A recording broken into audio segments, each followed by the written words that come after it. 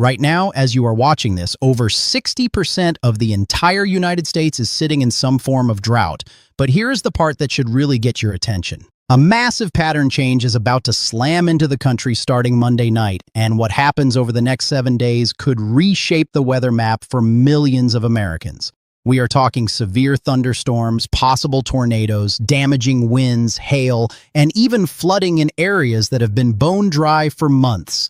And if you live anywhere from the southern plains through the Ohio Valley and into the Northeast, you need to hear what is coming, because this is not just another rainy week. This is a complete atmospheric reset. Now, here is what I am going to do for you in this video. I am going to break down exactly when this storm system arrives, where it hits hardest, what temperatures you are going to see in your city, and most importantly, the exact timing so you know when to prepare. I am covering over 270 cities and locations across America. And stay with me to the 5-minute mark, because that is where I am going to show you the severe weather timing breakdown that could save you a lot of trouble this week. If you are anywhere in the path of this system, you do not want to miss that. But first, let me show you something that puts this entire situation into perspective. And honestly, when I saw these numbers, I had to double check them. Savannah, Georgia, one of the most reliable rain cities in the Southeast. Since November, they have received only 5.82 inches of rain.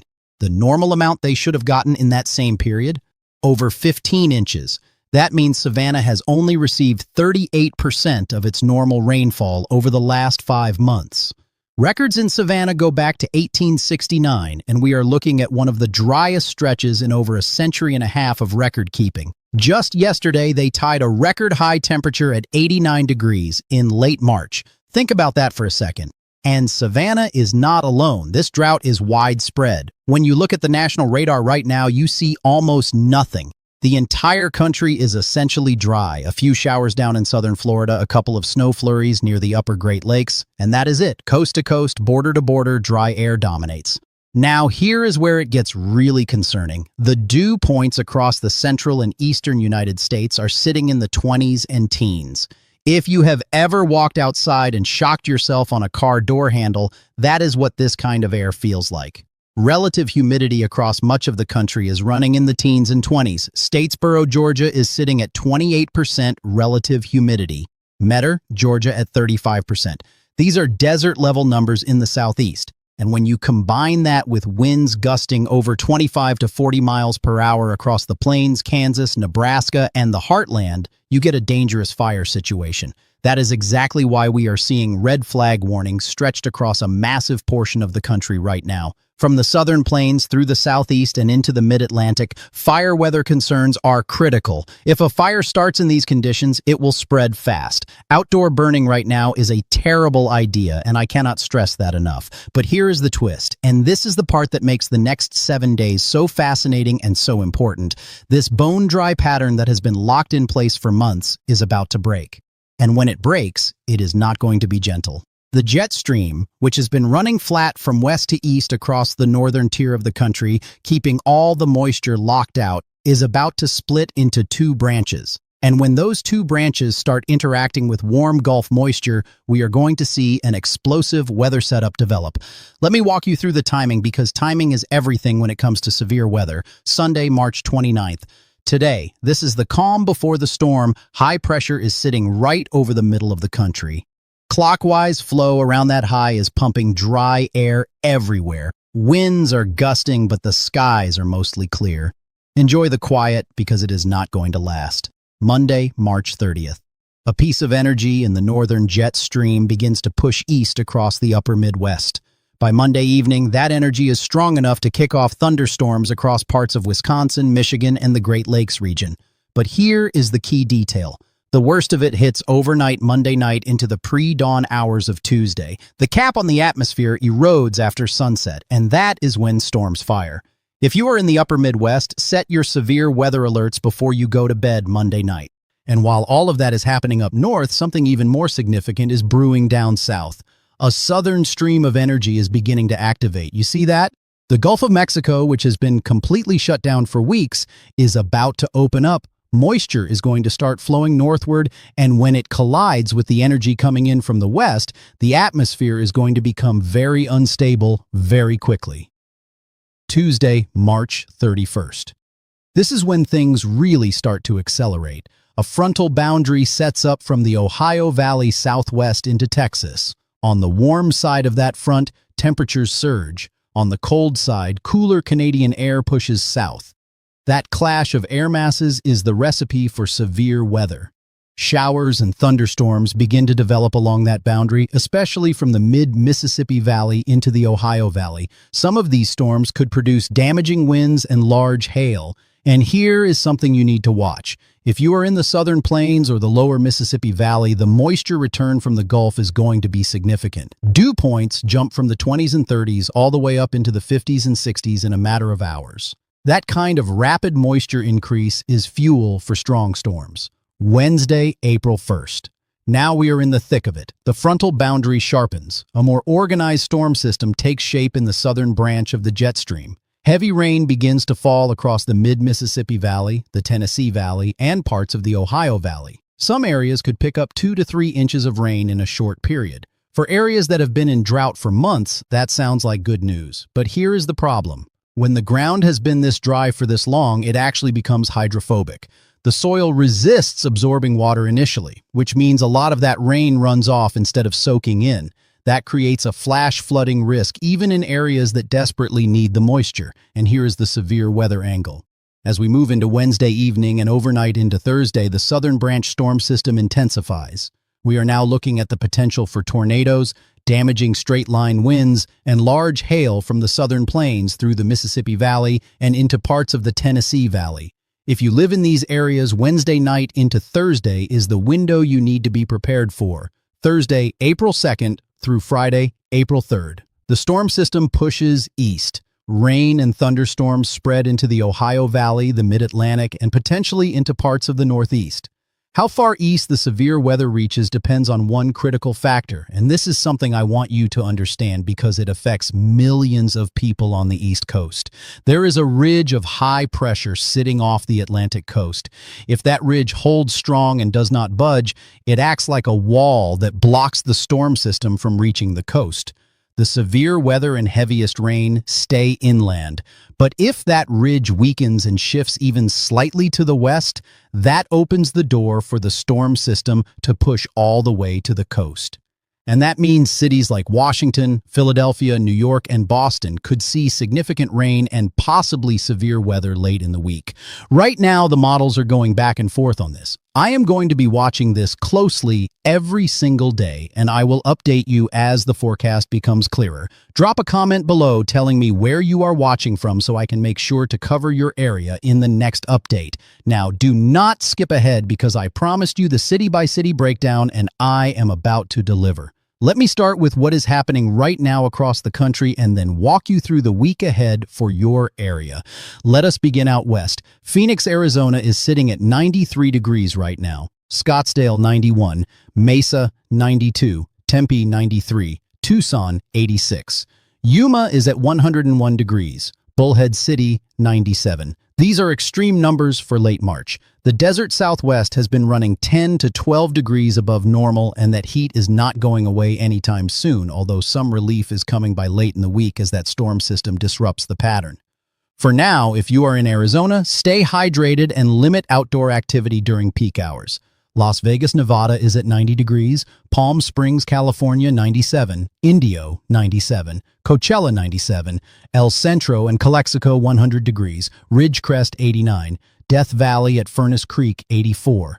Even by desert standards, these temperatures are running well above normal. Moving into the California valleys, Bakersfield 85, Fresno 86, Visalia 85, Stockton 81, Sacramento 80, Redding 86, Modesto 83. These are pleasantly warm temperatures for northern and central California. Los Angeles is sitting at a comfortable 66, San Diego 67, San Francisco 70, San Jose 77.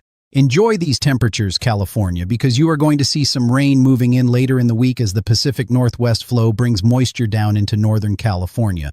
Probably some snow at the higher elevations, too. Up in the Pacific Northwest, things are much cooler. Seattle, 53 degrees, Portland, Oregon, 62, Bellingham, 49, Tacoma, 58, Olympia, 57.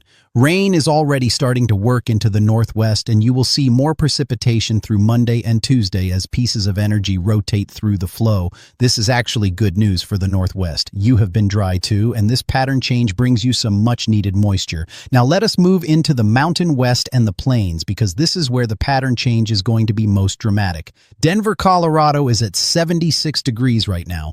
Boulder, 75. Fort Collins, 69, Colorado Springs, 69, Pueblo, 78, Grand Junction, 75. These are running 5 to 10 degrees above normal. Going into Monday, temperatures across the plains are going to surge even higher.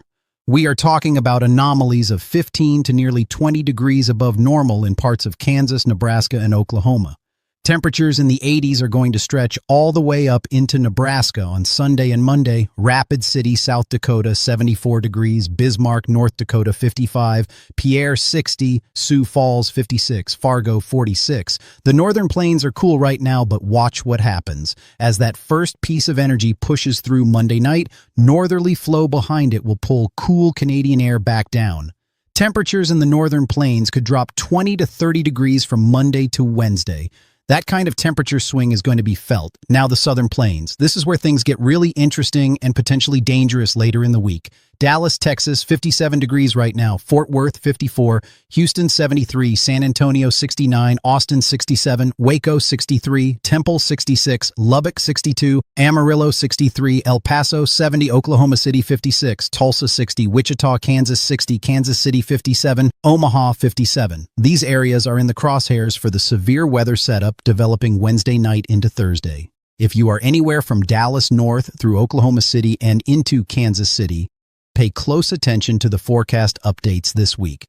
The combination of Gulf moisture, jet stream energy, and strong wind shear creates the perfect environment for supercell thunderstorms. We could see tornadoes, very large hail up to 2 inches or more in diameter, and wind gusts exceeding 60 miles per hour. Let me be clear. I am not trying to scare anyone. What I am trying to do is make sure you are informed and prepared. The difference between being ready and being caught off guard is simply knowing what is coming and when. Let us move into the Midwest and Ohio Valley. This is the second major area of concern. Chicago, Illinois, 47 degrees. Indianapolis, 45. Detroit, 38. Cleveland, 34. Columbus, Ohio, 41. Cincinnati, 41. Milwaukee, 43. Minneapolis, 58. St. Louis, 52. Louisville, 49. Nashville, 52. Memphis, 57. These areas start the week cool, but temperatures are going to warm significantly through midweek. By Wednesday, many of these cities will be running 10 to 15 degrees above normal. And that warmth is part of the problem because it fuels the instability that severe storms need. For the Midwest and Ohio Valley, here is the timeline you need to know. Monday night through Tuesday morning, the first round of storms moves through the upper Midwest. Wisconsin, Michigan, Minnesota, and the Great Lakes region are the primary targets. This is the overnight event I mentioned earlier. Have your alerts set. Tuesday through Wednesday, showers and thunderstorms spread across the mid-Mississippi Valley into the Ohio Valley. Some could be strong. The main threat here is heavy rain and gusty winds. Wednesday night through Thursday, the southern branch storm system intensifies and pushes through. This is when the severe weather potential peaks for the lower Ohio Valley and Tennessee Valley. Cities like Nashville, Memphis, Louisville, Indianapolis, and St. Louis need to be on alert. Tornadoes, damaging winds, and flooding are all on the table. Thursday into Friday, the system pushes east toward the mid-Atlantic and northeast. Whether it reaches the coast or stalls short depends on that Atlantic ridge I mentioned. I will keep you updated. Now the southeast. And I know a lot of you down here have been waiting for rain. This is complicated because the drought is severe, but the relief that is coming might come with some risks attached. Atlanta, 62 degrees. Birmingham, Alabama, 57. Savannah, 62. Jacksonville, Florida, 60. Charlotte, North Carolina, 54. Raleigh, 46. Charleston, South Carolina, 54. Tampa, 70. Miami, 77. New Orleans, 73. Mobile, 68. Pensacola, 69. Tallahassee, 65. The Southeast has been under the grip of this high-pressure dome for weeks. Rainfall has been almost non-existent. In Savannah, only 38% of normal rainfall since November. The entire region is tinder dry with red flag warnings in effect. Any spark in these conditions could lead to a wildfire that spreads rapidly. The good news is that the pattern change is going to bring some moisture into the southeast. But here is the catch. Most of the heavy rain from this system is going to fall north of the region, in the Ohio Valley and Tennessee Valley. The southeast may pick up some showers, especially along the coastal areas of Georgia and South Carolina early next week, but do not expect a drought-busting rain event. The amounts look light and spotty, maybe a thunderstorm here and there with some accumulation, but nothing like what the Ohio Valley is going to see.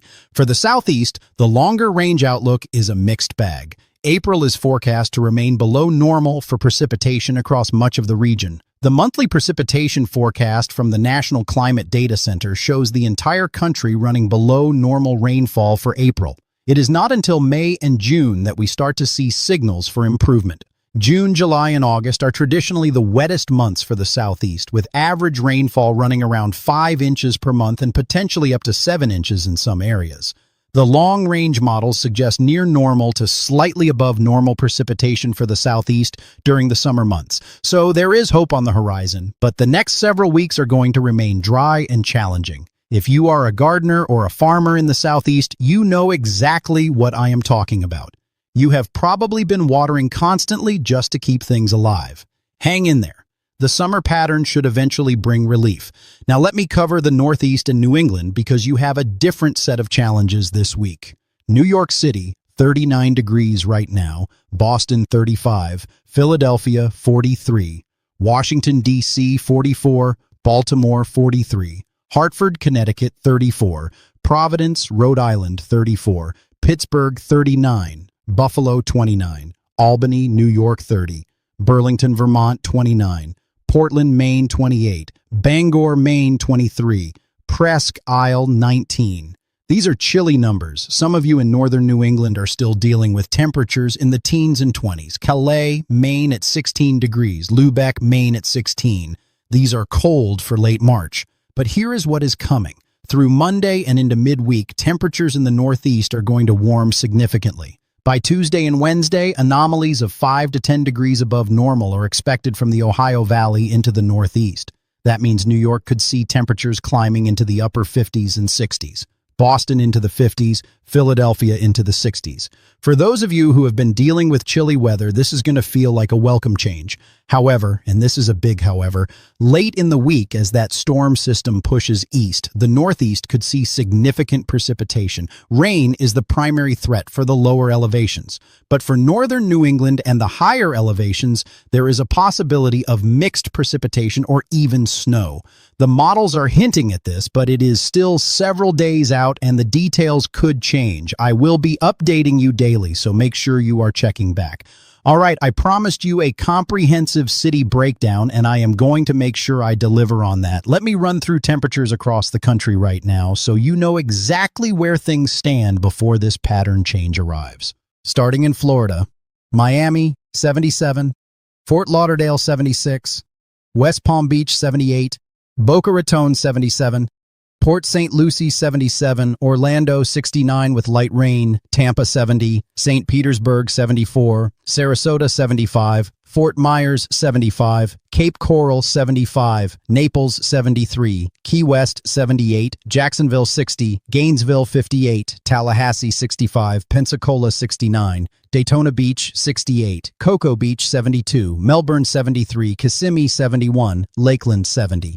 Florida is the only part of the southeast that is actually seeing some precipitation right now, with scattered thunderstorms across the central and southern parts of the state. Everyone else is dry. Moving into the Gulf Coast states, New Orleans, 73, Baton Rouge, 65, Lake Charles, 68, Shreveport, 61, Biloxi, 75, Gulfport, 69, Mobile, 68, Panama City, 70, Corpus Christi, 70, Galveston, 67, Beaumont, 70. These areas are mild and mostly dry. Watch for the moisture return from the Gulf starting Tuesday. That is when dew points surge and the air starts to feel more tropical again. Texas is a big state with a lot of weather diversity. Let me break it down. North Texas, Dallas 57, Fort Worth 54, Plano 58, Arlington 57, Denton 55, McKinney 58, Garland 57, Irving 54, Grand Prairie 56. It is overcast and cool across North Texas tonight. Temperatures warm into the 70s, Monday and 80s by midweek. But Wednesday night into Thursday is when the severe weather threat arrives. Keep your weather radio handy. Central Texas. Austin, 67, San Antonio, 69, Waco, 63, Temple, 66, Killeen, 63, San Marcos, 70, Kyle, 68, Bryan College Station, 67. These areas warm into the 80s by Tuesday and stay warm through the week. Severe weather risk increases Wednesday night, West Texas. Lubbock, 62, Midland, 61, Odessa, 63, Amarillo, 63, El Paso, 70, Abilene, 58, San Angelo, 60. West Texas is dry and windy. Red flag warnings are in effect. Fire danger is extreme. South Texas. Houston, 73, Brownsville, 74, Laredo, 74, McAllen, 78, Victoria, 70, Galveston, 67. The southern tier stays warm and humid with temperatures in the 70s and 80s all week. Now the mountain states: Salt Lake City, 66, Boise, 68, Billings, Montana, 64, Casper, Wyoming, 65, Cheyenne, 70, Missoula, 59, Helena, 61, Great Falls, 60, Idaho Falls, 65, Pocatello, 65, Provo, 68. These areas see some snow at the higher elevations as energy moves through early in the week. Otherwise, it has been mild, and the transition to a more active pattern will be notable. Across the upper Midwest, Minneapolis, 58, St. Paul, 50, Green Bay, 33, Milwaukee, 43, Madison, 45, Duluth, 32, Fargo, 46, Grand Forks, 36, Rochester, Minnesota, 49, Eau Claire, 43. Temperatures are cool but climbing. By Monday, many of these cities warm into the 50s and 60s before the first storm system pushes through Monday night. After that front passes, temperatures drop. That back and forth is going to be the theme all week. The Great Lakes region: Chicago, 47, Detroit, 38, Grand Rapids, 34, Flint, 38, Lansing, 37, Ann Arbor, 37, Cleveland, 34, Toledo, 37, Akron, 35. These cities start cool, but watch for rapid warming midweek followed by storms. The lake effect factor could enhance precipitation near the lake shores. Mid-Atlantic and Appalachians: Washington, D.C., 44, Baltimore, 43, Richmond, 40, Virginia Beach, 39, Norfolk, 39, Charlottesville, 46, Roanoke, 45, Charleston, West Virginia, 43, Morgantown, 40, Pittsburgh, 39, Philadelphia, 43, Wilmington, Delaware, 40, Dover, 43, Harrisburg, 40. Temperatures warm into the 50s and 60s by midweek. Late week rain is possible depending on the track of the storm system. I will keep you posted on the exact timing.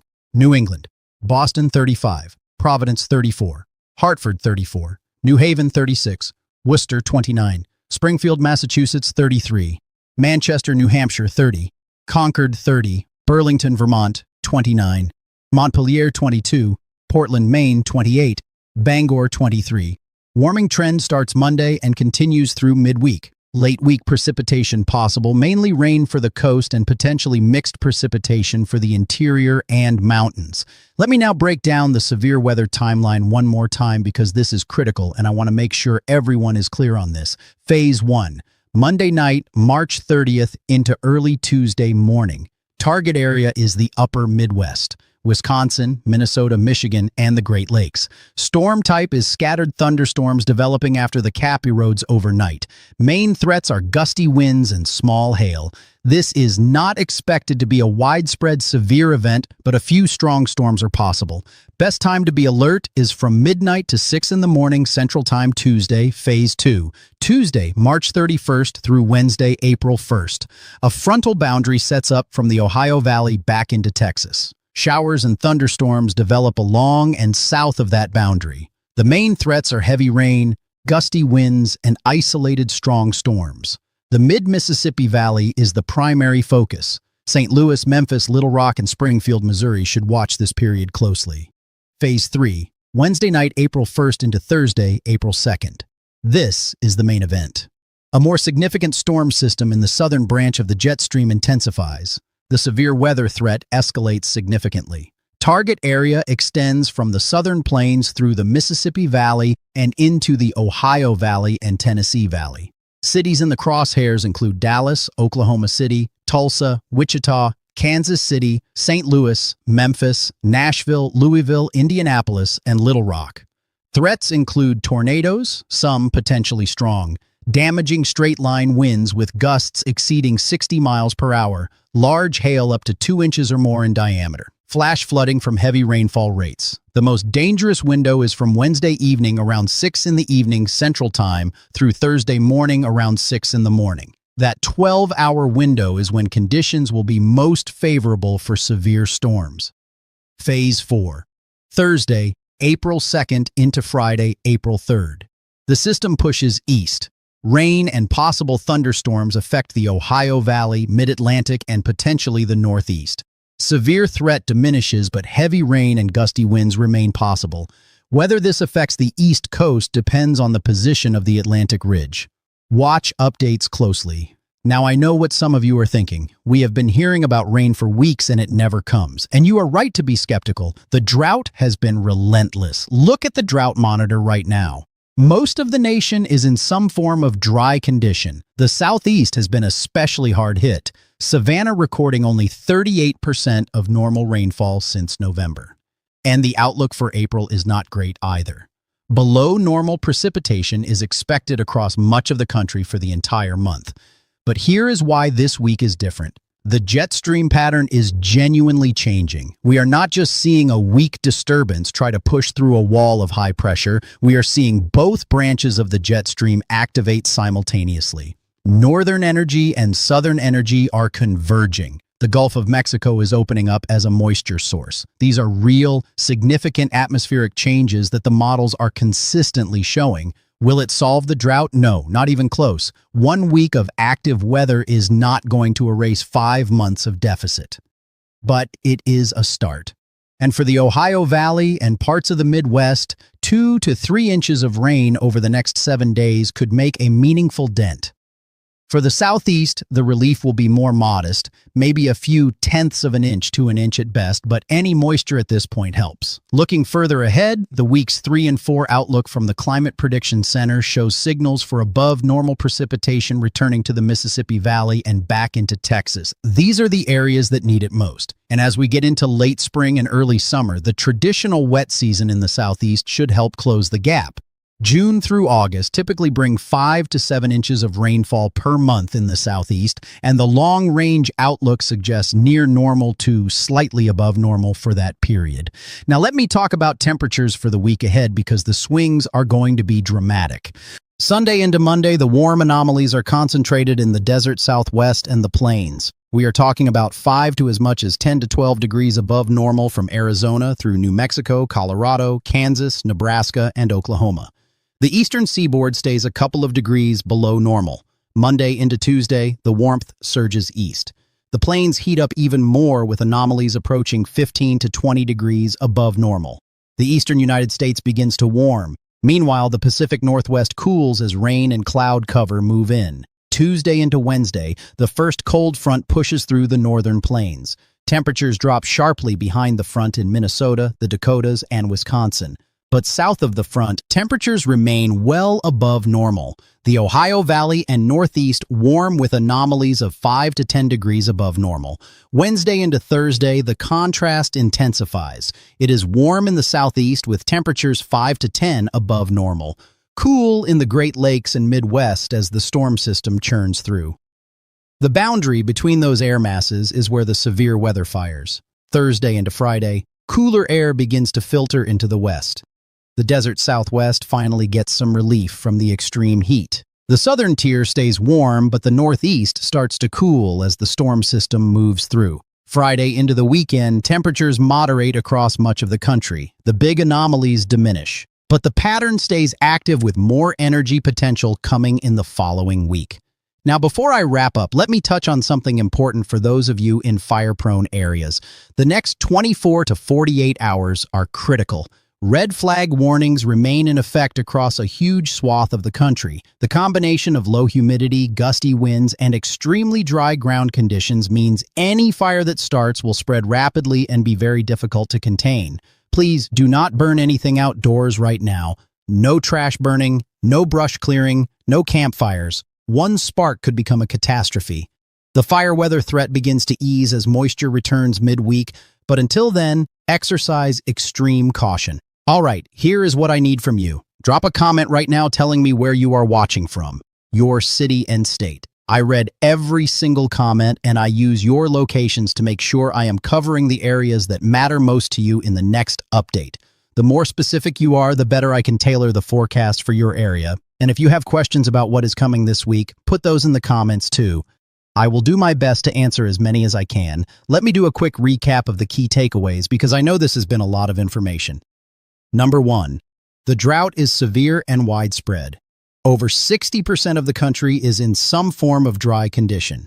Savannah, Georgia has received only 38% of normal rainfall since November. Number 2. A significant pattern change begins Monday night. 2 branches of the jet stream activate and Gulf moisture returns. This is a real shift, not a tease. Number 3. Severe weather is possible Wednesday night into Thursday from the southern plains through the Ohio Valley. Tornadoes, damaging winds, large hail, and flash flooding are all threats. The most dangerous window is Wednesday evening through Thursday morning. Number 4. The Ohio Valley and Midwest could see 2 to 3 inches of rain this week. This will help ease drought conditions in those areas. Number 5. The Southeast gets some moisture, but not a drought buster. Light showers are possible, but significant rain remains elusive until the summer wet season kicks in. Number 6. Fire weather remains critical through Monday. Do not burn anything outdoors until moisture returns. Number 7. Temperature swings will be dramatic. Parts of the plains could swing 20 to 30 degrees from Monday highs to post-front lows by Wednesday. Number 8. The East Coast forecast depends on the Atlantic Ridge. Stay tuned for daily updates as the models resolve this critical detail. Now here is a preview of what is coming in the next video. I am going to zoom in on the severe weather threat for Wednesday night and Thursday. I will have the latest model data, storm relative helicity values, and CAPE numbers for every state in the threat zone. If you are in the Plains, Mississippi Valley, Ohio Valley, or Tennessee Valley, that video is going to be essential viewing. I will also have updated precipitation totals and timing for the entire East Coast. You do not want to miss it. One more thing, if you are in the Southeast and you have been dealing with this drought, I want to hear from you. How has it affected your daily life, your garden, your property? Are you seeing wildfire smoke? Have your local water restrictions changed? Drop those stories in the comments. Your experiences help paint the full picture of what this drought means on the ground level, and they help other viewers understand the real impact.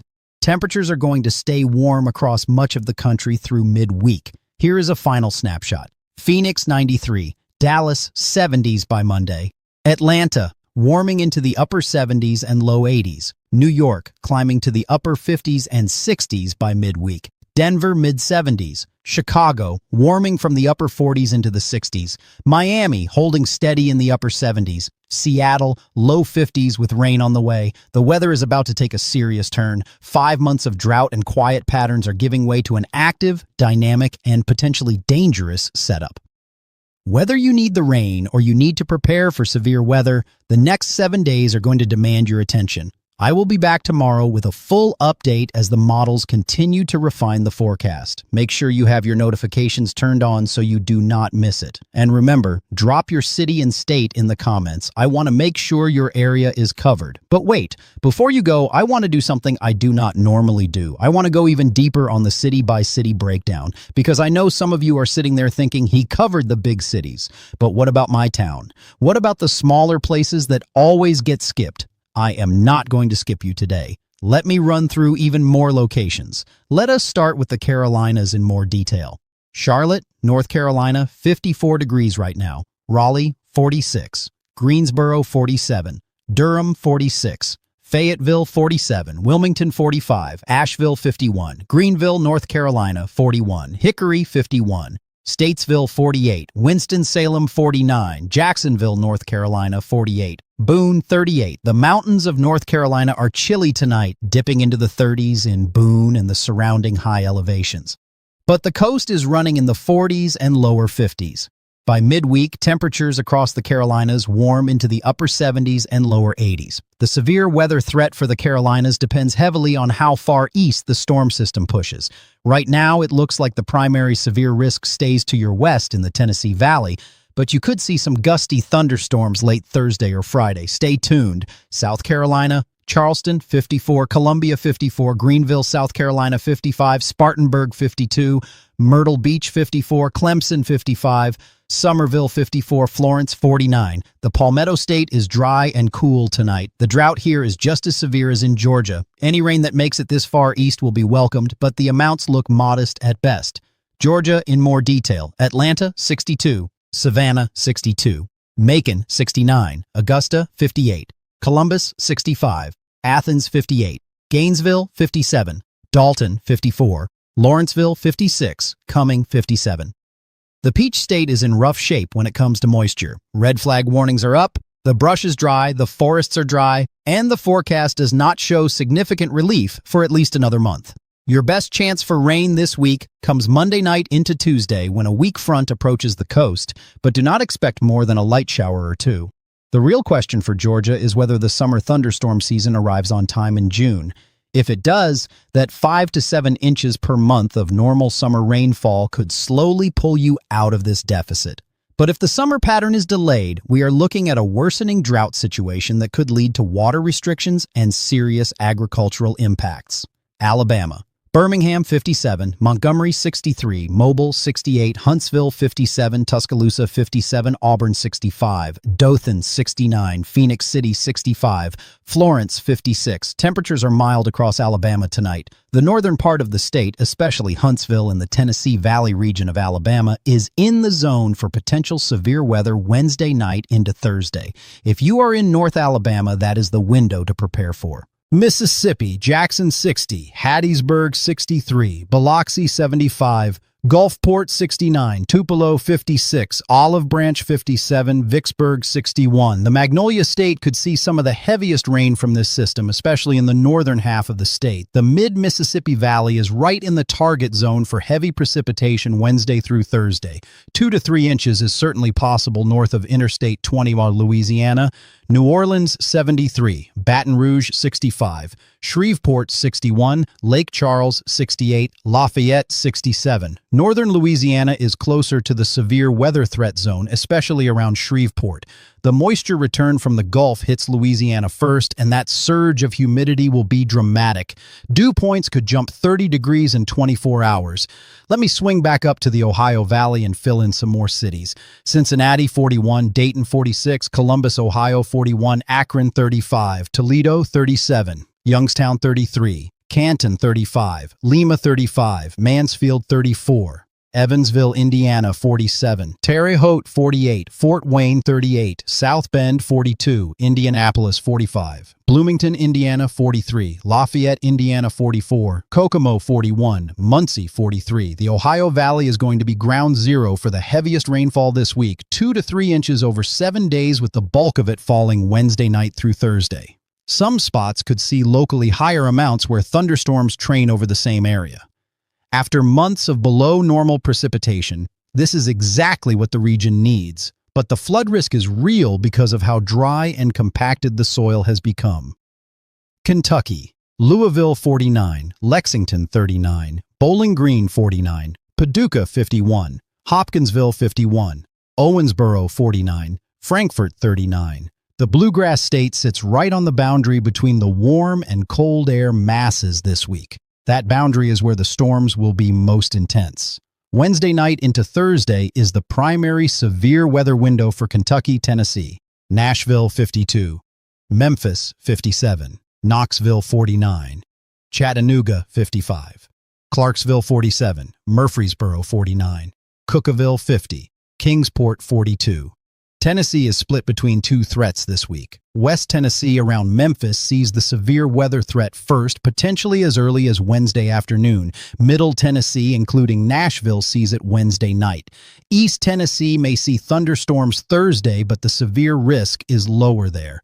West Virginia, Charleston 43, Huntington 46, Morgantown 40, Wheeling 39, Clarksburg 40. The Mountain State is cool tonight with temperatures in the 30s and low 40s. Warming comes midweek with temperatures reaching the upper 50s and 60s by Wednesday. Thunderstorms are possible late in the week as the system pushes through. Virginia in more detail.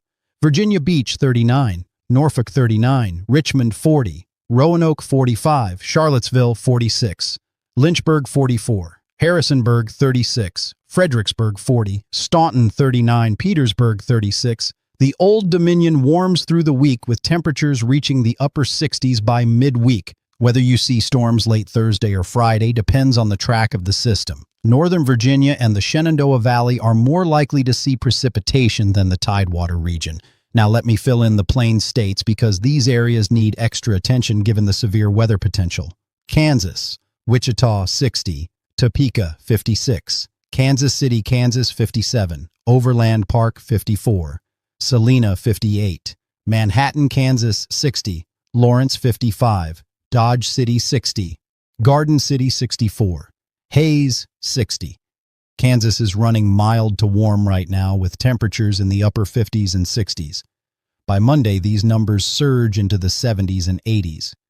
But the wind is howling across western Kansas with gusts approaching 40 miles per hour. Fire danger is extreme. The severe weather threat for Kansas peaks Wednesday night. If you are in central and eastern Kansas, prepare for the possibility of large hail and tornadoes Wednesday evening. Nebraska, Omaha 57, Lincoln 54, Grand Island 62, North Platte 66, Kearney 59, Scottsbluff 68. The Cornhusker State is warm for late March. Temperatures in the 60s and pushing into the 70s on Monday. The northern part of the state cools behind the first front Tuesday, but southern Nebraska stays warm. Severe weather risk exists Wednesday night mainly for southeastern Nebraska.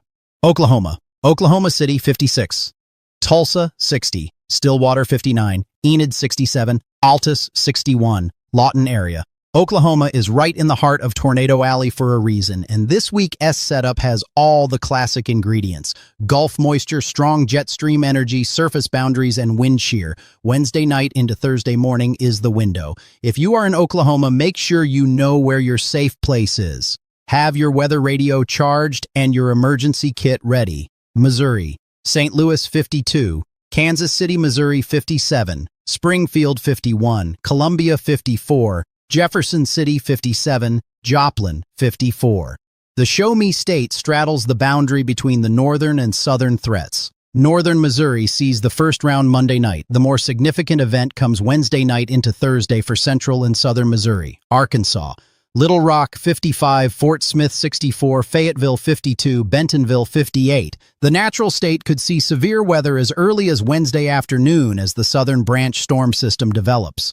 Little Rock and areas south along the Mississippi River are in the target zone for heavy rain and potentially strong thunderstorms. Iowa, Des Moines 53, Cedar Rapids 47, Davenport 48, Iowa City 49, Sioux City 60, Waterloo 49, Ames 49. The Hawkeye State sees the first round of storms Monday night into Tuesday morning. Amounts should be manageable, but some gusty winds are possible. Let me now circle back to the Pacific Northwest and Northern California with more detail because the precipitation story there is important too.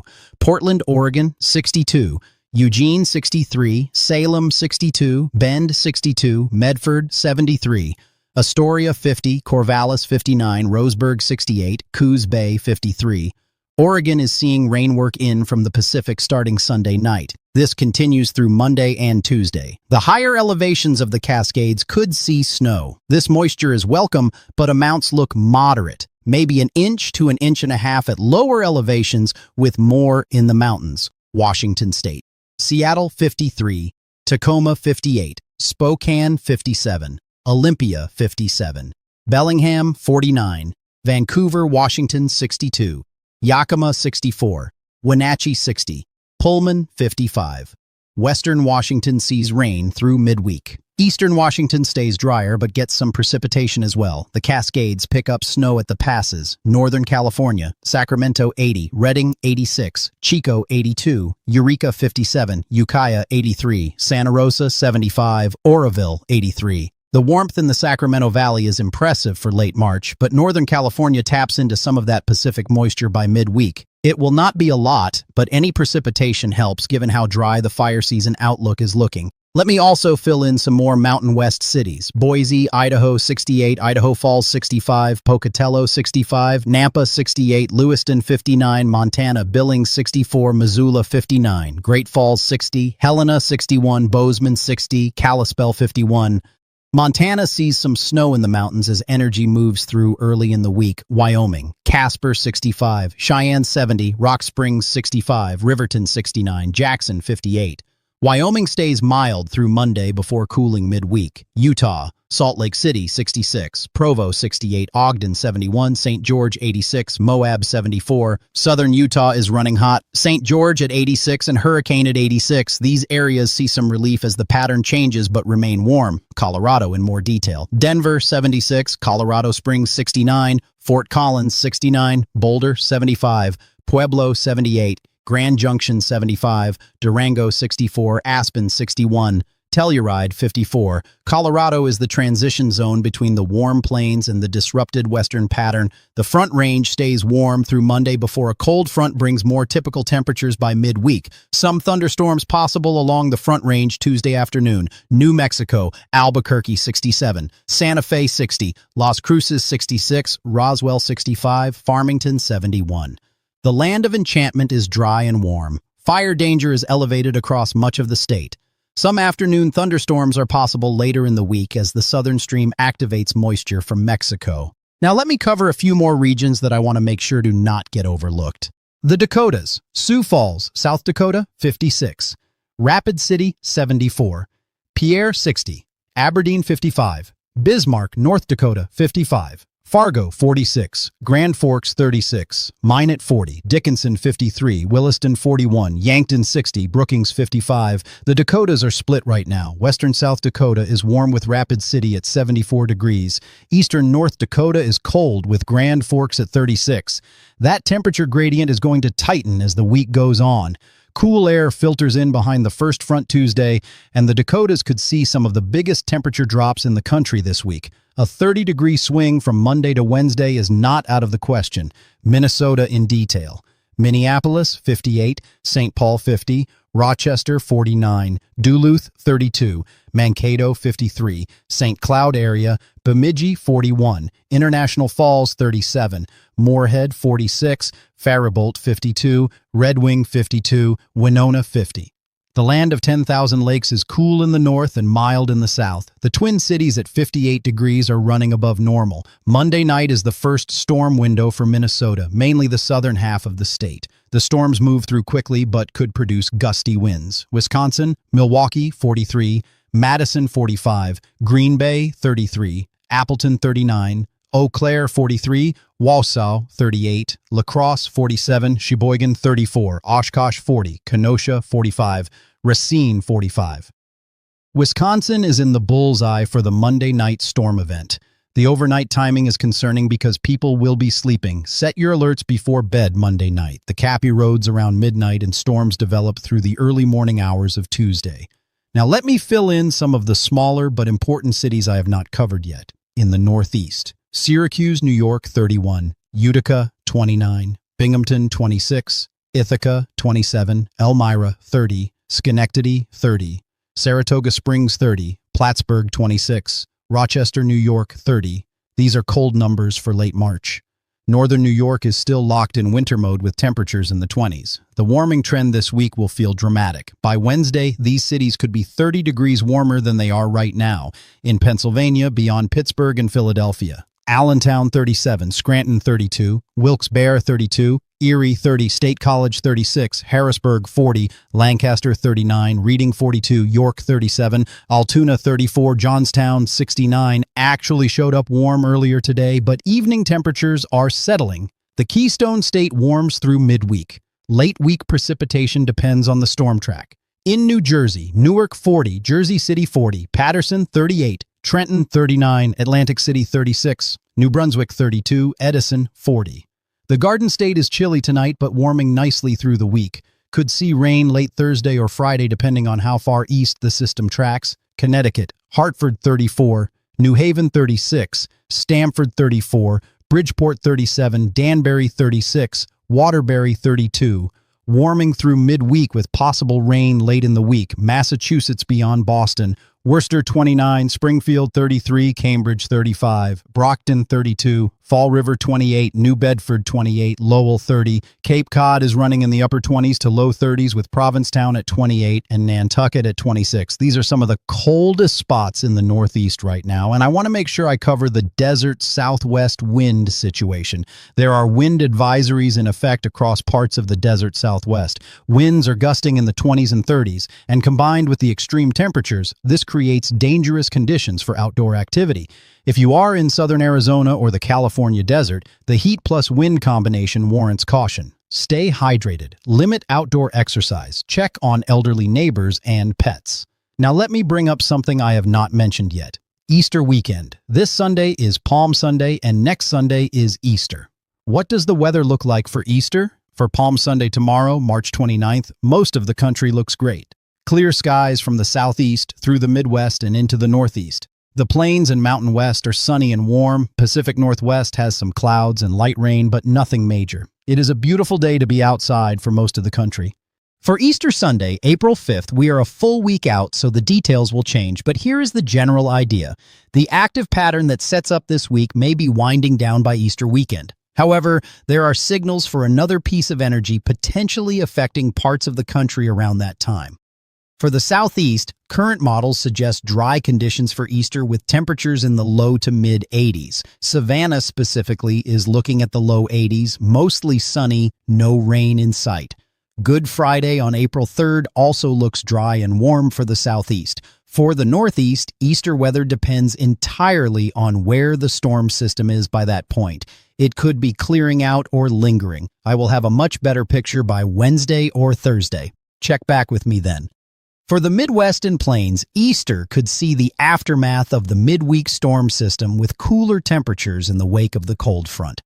50s and 60s are possible in places that were running in the 80s earlier in the week. Here is something else worth talking about. The jet stream mechanics behind this pattern change. I know some of you love the technical details, so let me break this down in a way that makes sense. For the past several weeks, the jet stream has been running in a single band across the northern United States, basically a straight line from the Pacific Northwest to the Northeast. This is called a zonal flow. When the jet stream runs zonal, there is no mechanism to pull moisture north from the Gulf of Mexico. The Gulf just sits there, warm and full of moisture, but nobody is drawing from it. That is why we have been so dry. What is happening now is that the jet stream is splitting into two branches. The northern branch continues across the upper tier states, but a southern branch is developing and it dips down into the desert southwest and then curves northeast across Texas and into the lower Mississippi Valley. When you have two branches of the jet stream converging, you get enhanced lift. That lift is what produces clouds, rain, and thunderstorms. And when the air mass on the warm side of that convergence zone is loaded with Gulf moisture, you get explosive thunderstorm development. The key ingredient that makes this week's setup potentially dangerous is something meteorologists call wind shear. Wind shear is the change in wind speed and direction with altitude. When you have winds coming from the south at the surface, bringing in warm, moist air and winds screaming from the west at 30,000 feet, carrying the jet stream energy, you get a twisting effect in the atmosphere. That twist is what produces rotating thunderstorms called supercells. And supercells are the storms that produce the most destructive tornadoes. Now, I am not saying we are guaranteed to see tornadoes this week. What I am saying is that the ingredients are coming together in a way that makes them possible, especially from the southern plains through the Mississippi Valley Wednesday night into Thursday. The Storm Prediction Center will likely issue outlooks in the coming days that highlight this threat. I will be covering those outlooks in detail as they come out. Here is another piece of the puzzle that I find fascinating. The return of Gulf moisture is going to happen incredibly fast. Right now, dew points across the southern plains are in the 20s and 30s. By Tuesday evening, those dew points could surge into the 50s and 60s as southerly winds kick in ahead of the approaching storm system. That is a change of 30 to 40 degrees in the moisture content of the air in roughly 24 to 36 hours. That kind of rapid moisture return is called an atmospheric moisture surge, and it dramatically increases the instability of the atmosphere. When you combine that with the jet stream energy and wind shear, you have a recipe for significant severe weather. For the Midwest and Plains, Easter could see the aftermath of the midweek storm system. Let me clarify the Easter outlook in more detail, since I know many of you are planning family gatherings and outdoor activities. Now, let me also mention something about the drought monitor and what these conditions mean for agriculture. We are approaching planting season across much of the country. Farmers in the Midwest and Plains are watching the soil moisture levels with increasing concern. Corn planting typically begins in mid to late April in the central Corn Belt, and soybean planting follows shortly after. If the drought persists, germination rates drop, crop yields suffer, and commodity prices can spike. The 2 to 3 inches of rain expected this week in the Ohio Valley and Midwest could not come at a better time for agricultural purposes. Every fraction of an inch that soaks into the soil before planting season is money in the bank for farmers. In the Southeast, cotton, peanut, and vegetable growers are already feeling the pinch. Some areas have implemented voluntary water conservation measures. If April remains as dry as the models suggest, mandatory restrictions could follow. This is a developing situation that I am going to continue to track. Now let me talk about some of the freeze concerns tonight, because this is something that does not get enough attention. There are frost advisories in effect for parts of Kentucky and West Virginia tonight. Temperatures are dipping into the upper 20s and low 30s. If you have tender plants out, cover them tonight. And in eastern North Carolina, there is a freeze warning in effect with temperatures expected to drop to or just below 32 degrees. For those of you who have already started your spring gardens, this could be a problem. Get those covers on your plants this evening. Let me also address something that several of you have been asking about: the longer range outlook. Looking at weeks 3 and 4 from the Climate Prediction Center, the signal is for above normal temperatures across much of the nation. Warm in the southeast, warm in the southwest, and warm across the central states. This is consistent with the overall pattern we have seen for most of the spring season. For precipitation in weeks 3 and 4, there is a signal for above normal rainfall in the Mississippi Valley and back into Texas. This is encouraging because these are areas that desperately need the moisture. The southeast signal is more neutral, meaning close to normal but without a strong lean either way. The 6 to 10-day outlook shows warm conditions continuing in the southeast and southwest, with the probability of above normal precipitation across the eastern half of the country. The 8 to 14-day outlook maintains that warm signal, but the precipitation signal begins to diminish in the east as we likely transition into a more zonal flow pattern. The bottom line is this: the drought is not ending anytime soon for most of the country, but the next 7 to 10 days represent the first real break in the pattern in months. The Ohio Valley and Midwest benefit the most. The Plains get severe weather, but also much-needed rain. The Southeast gets some scraps, but not enough to make a dent in the deficit, and the Pacific Northwest picks up some moisture as the flow brings energy in off the Pacific. We are entering a transition period in the atmosphere. Winter's grip is loosening, spring instability is ramping up, and the jet stream is becoming more active. This is what happens every year around this time, but the drought backdrop makes this year's transition especially important. Every drop of rain counts. Now, before I sign off, I want to talk directly to those of you in the severe weather zone. The most dangerous time in severe weather is when people are caught off guard. When storms hit at 2 in the morning and you do not have a way to be alerted. When a tornado warning comes and you do not know where your safe room is. When flash flooding hits a low water crossing and you think you can drive through it. Preparation is not about being scared, it is about being smart. Check your weather alerts tonight. Make sure your phone is set to receive wireless emergency alerts. Know where your safe place is in your home, an interior room on the lowest floor away from windows. If you live in a mobile home, identify a nearby sturdy building you can get to quickly.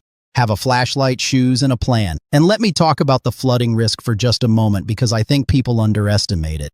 Turn around, dawn to drown. That phrase exists because floodwater kills more people in the United States every year than tornadoes, hurricanes, or lightning. Just 6 inches of moving water can knock you off your feet. 12 inches can carry away a small car. 2 feet of moving water can float most vehicles, including trucks and sport utility vehicles.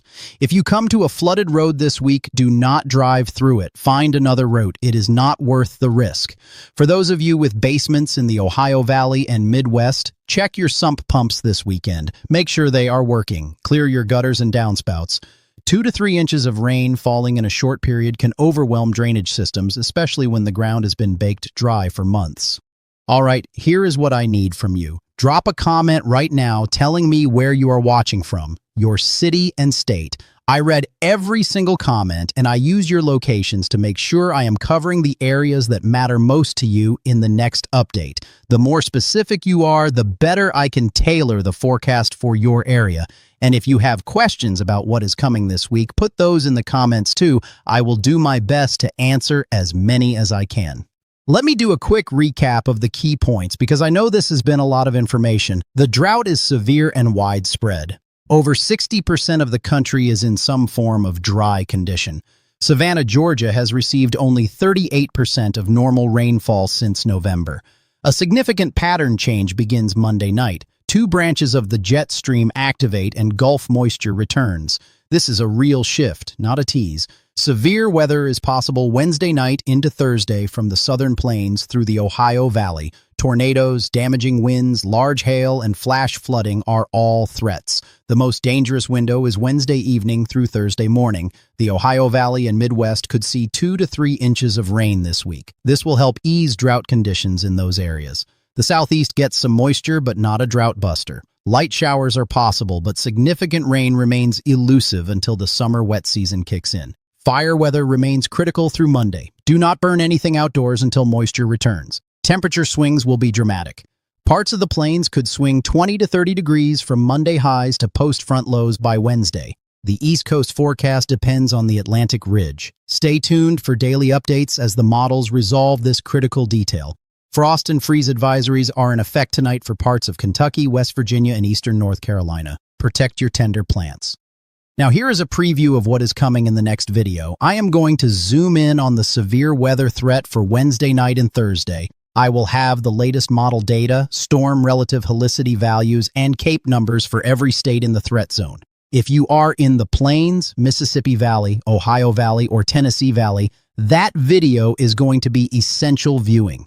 I will also have updated precipitation totals and timing for the entire East Coast. You do not want to miss it. One more thing, if you are in the Southeast and you have been dealing with this drought, I want to hear from you. How has it affected your daily life, your garden, your property? Are you seeing wildfire smoke? Have your local water restrictions changed? Drop those stories in the comments. Your experiences help paint the full picture of what this drought means on the ground level, and they help other viewers understand the real impact. This week is going to be one for the books. 5 months of drought and quiet patterns are giving way to an active, dynamic, and potentially dangerous setup. Whether you need the rain or you need to prepare for severe weather, the next 7 days are going to demand your attention. I will be back tomorrow with a full update as the models continue to refine the forecast. Make sure you have your notifications turned on so you do not miss it. And remember, drop your city and state in the comments. I want to make sure your area is covered. Before I go, let me give you some numbers to think about overnight. Right now, at this moment, there are over 1,000 weather observation stations across the United States recording data. Of those 1,000 plus stations, over 700 are reporting below normal precipitation for the month of March. That is over 70% of the entire country running dry this month alone. When you stretch that back to November, the deficit becomes staggering. Consider this, the average American household uses about 80 to 100 gallons of water per day. Now imagine that every single day for 5 months, your local reservoir, your local aquifer, your local water table has been getting shortchanged by 62% of the rainfall it normally receives. That is what 38% of normal looks like in real terms. It means less water for agriculture, less water for municipal systems, and increasing stress on ecosystems that depend on regular rainfall. Rivers across the Southeast are running low. Lake levels are dropping. Stream flows that feed into municipal water supplies are below seasonal averages. This is not just a weather story. This is a water supply story. And it underscores why every single storm system that moves through, even one that brings just an inch or two of rain, matters enormously right now. The weather is about to change. The question is whether that change brings enough relief to make a difference, or whether it brings new problems in the form of severe storms and flash flooding on top of drought-stressed ground. We are about to find out. Stay safe out there. This pattern